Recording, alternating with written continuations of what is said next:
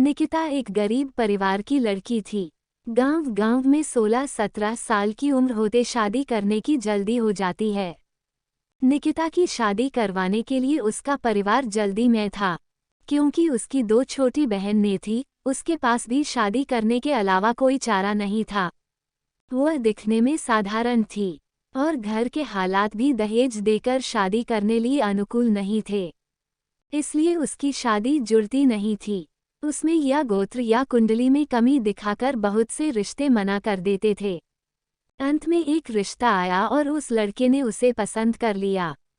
लड़का सेना में सिपाही था।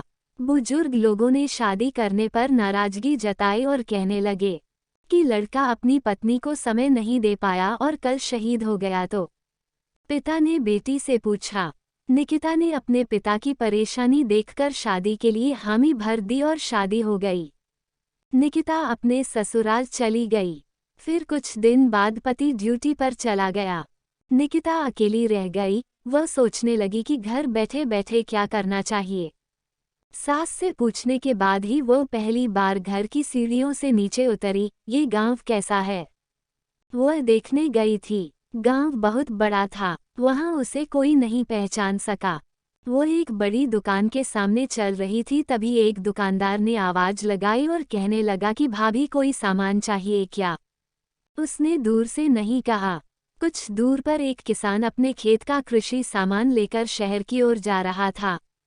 उस किसान ने निकिता को सलाम किया और पूछने लगा, भाभी आज यहाँ कहाँ। इस पर निकिता ने उससे कहा, आपको क्या करना है, मैं कहाँ भी जाऊँ। फिर किसान ने कहा, भाभी अगर आपको किसी भी चीज़ की ज़रूरत हो तो बस हमें बताना। धीरे धीरे निकिता आधा गांव घूम चुकी थी, लेकिन ऐसे किसी से कभी नहीं मिली जिसने उससे बात नहीं की है। निकिता का सवाल था, इतने बड़े गांव में हमने कभी घर नहीं छोड़ा और किसी को जानते भी नहीं है, और फिर भी लोग मेरे साथ इतने प्यार से पेश आ रहे हैं और मुझे इतना सम्मान दे रहे हैं। हमारे गांव में कभी मैं पुरुषों से आंख भी नहीं मिला पाती थी। लोगों की ऐसी गंदी निगाहें देखकर मैंने उम्र में आने के बाद घर से बाहर निकलना बंद कर दिया था। लेकिन यहाँ स्थिति इतनी उल्टी कैसे। घर जाकर उसने अपने सास से पूछा। सास ने कहा, ओह, तुम एक फौजी की पत्नी हो, इसलिए तुझे गांव में इतना सम्मान मिलता है, जैसे मुझे माँ बनने से मिलती है। ये सुनकर निकिता की आंखों में खुशी के आंसू आ गए। उसका सीना गर्व से फूल गया। वह खुश थी कि उसने एक फौजी पति चुना था।